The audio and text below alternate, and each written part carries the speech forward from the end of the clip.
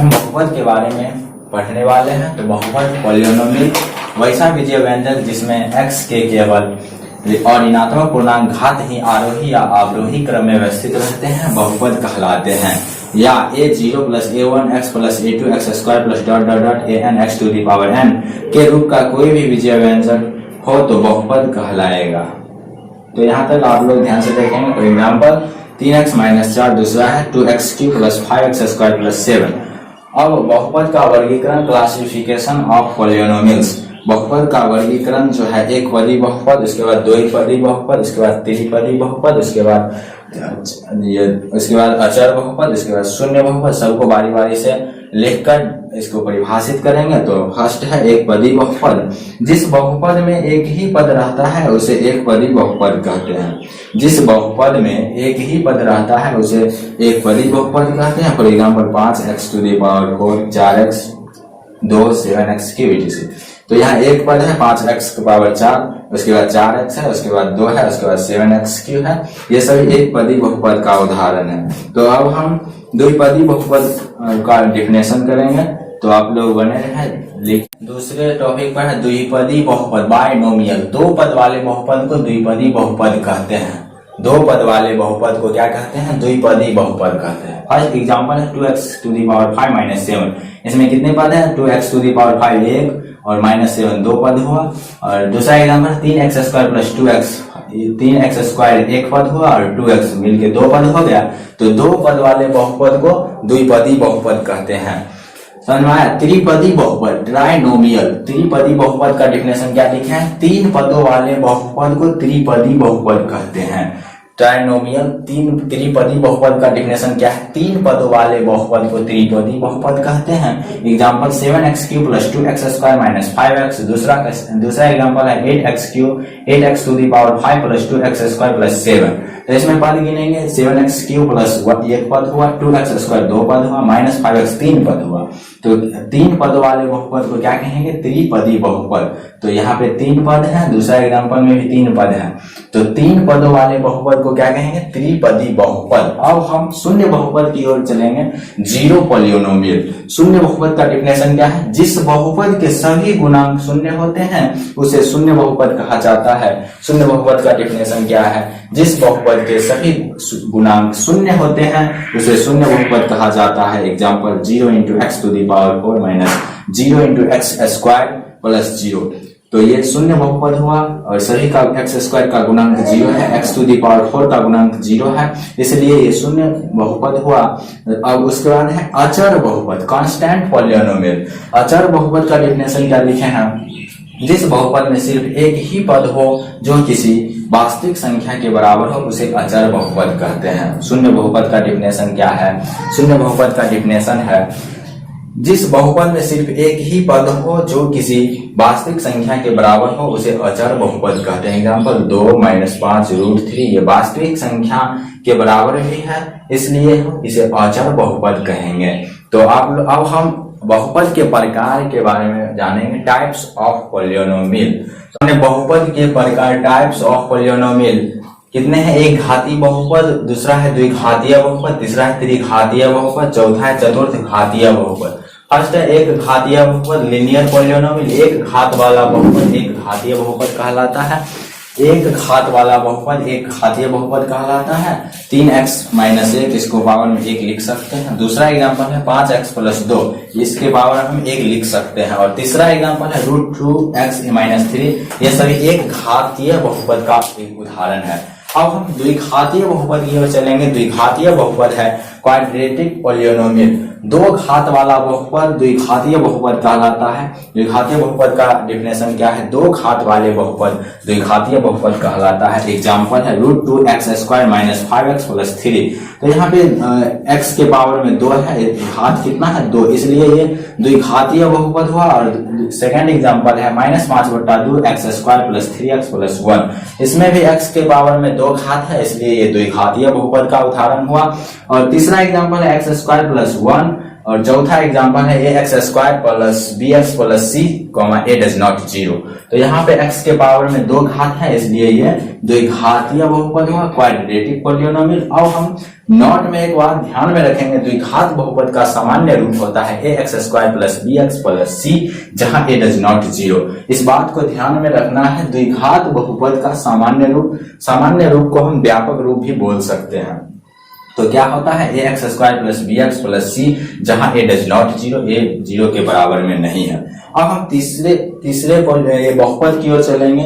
बहुपद के प्रकार में त्रिघातीय बहुपद का उदाहरण इंग्लिश है क्यूबिक पॉलिनोमियल। इसका डेफिनेशन है 3 घात वाला बहुपद। 3 घात वाला बहुपद त्रिघातीय बहुपद कहलाता है। 3 घात वाला बहुपद क्या कहलाएगा? त्रिघातीय बहुपद। इसका एग्जांपल है 2x³ minus 5x square plus 3। दूसरा एग्जांपल है x to the power 3 plus 1। यहाँ पे x के घात कितना है? 3, इसलिए यह 3 घात का बहुपद हुआ।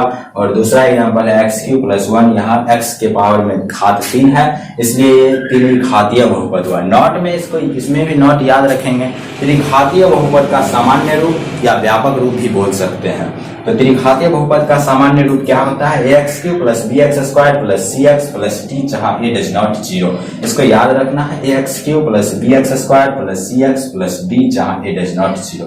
अब हम चतुर्थ घातीय बहुपद की ओर बढ़ेंगे। चतुर्थ घातीय बहुपद है क्वाड्रेटिक पॉलिनोमियल। 4 घात वाले बहुपद को चतुर्थ घातीय बहुपद कहते हैं।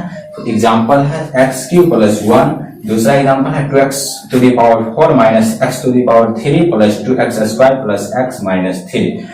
तो यहाँ पे x के घात कितना है? 4, इसलिए ये 4 चतुर्थ घातीय बहुपद हुआ। दूसरा एग्जांपल 2x के power 4 minus x³ plus 2x square plus x minus 3। इसमें सबसे अधिकतम घात देखना है, सबसे ज्यादा घात जिस पे हो वो उतना घात वाला बहुपद हो जाएगा। इसमें 3 भी घात है, 2 भी घात है, तो इसको हम लिखेंगे चतुर्थ घातीय बहुपद का एग्जाम्पल। कारण यहाँ पे सबसे ज्यादा घात जो हो वही घात का वो एग्जाम्पल हो जाता है। तो यहाँ सबसे ज्यादा घात 4 है, तो इसलिए ये 4 चतुर्थ घातीय बहुपद का उदाहरण हुआ। अब नोट में याद रखेंगे, चतुर्थ घातीय बहुपद का व्यापक रूप, सामान्य रूप भी बोल सकते हैं। तो क्या होता है? ax to the power 4 plus bx to the power 3 plus cx square plus dx plus k, जहां a डज नॉट 0। तो इसको याद रखना है, अच्छी तरह से आप लोग नोट कीजिए। किसी बहुपद px के लिए y बराबर px का ग्राफ नीचे आकृति 2.10 में दिया है। प्रत्येक स्थिति में px के शून्यकों की संख्या ज्ञात कीजिए। पहला फिगर क्या है? फर्स्ट का सॉल्यूशन गिवन लिखेंगे। सॉल्यूशन गिवन फिगर क्या है?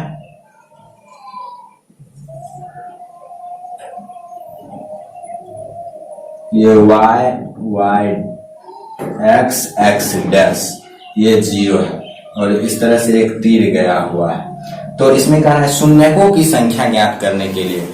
इस टाइप का फिगर वाले टाइप में शून्यकों की संख्या ज्ञात करने बोले तो ध्यान में रखेंगे, x अक्ष पर से जितना बार में जो लकीर गया हुआ रहेगा उतना शून्यकों की संख्या होगा। यहाँ ये x अक्ष है, x अक्ष से एक भी ये लकीर नहीं गया हुआ है, ग्राफ नहीं गया हुआ है, इसलिए यहाँ पे ये तीर है, x अक्ष पे नहीं सटा हुआ है, इसलिए शून्यकों की संख्या क्या हो जाएगा? 0। शून्यकों की संख्या बराबर 0। अब दूसरे फिगर में चलेंगे। दूसरा फिगर आप लोगों के सामने स्क्रीन पे आ रहा है। दूसरा फिगर है, देखेंगे y डैश x डैश ये 0। और इसमें ग्राफ किधर से किधर गया हुआ है? तो x अक्ष पर इसमें जा रहा है। यहाँ x अक्ष से भेद करते हुए आगे निकल रहा है ये ग्राफ, तो इसलिए यहाँ पे शून्यकों की संख्या कितना होगा? x अक्ष से सटा हुआ जितना होगा वही शून्यकों की संख्या होगा। ये x अक्ष से एक बार सटा है, इसलिए शून्यकों की संख्या बराबर 1। ये आंसर होगा। अब तीसरे फिगर की ओर बढ़ेंगे। तीसरा फिगर है, थर्ड फिगर है इस तरह से y dash y x dash 0 कितना बार कटा हुआ है? इस तरह से गया है। तो लिखेंगे अतः शून्यकों की संख्या, अतः शून्यकों की संख्या कितना होगा? काउंटिंग करके बताएंगे 1 2 3। तो लिखेंगे 3। इस तरह से होगा।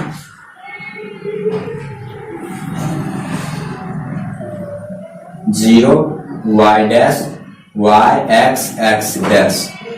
तो इस तरह से ग्राफ गया हुआ है। लिखेंगे अतः शून्यकों की संख्या बराबर 1 2, लिखेंगे 2। अब पांचवा फिगर है, पांचवा फिगर इस तरह से 0 y dash x x dash. तो किस तरह से ग्राफ गया हुआ है, इस तरह से लिखेंगे अतः शून्यकों की संख्या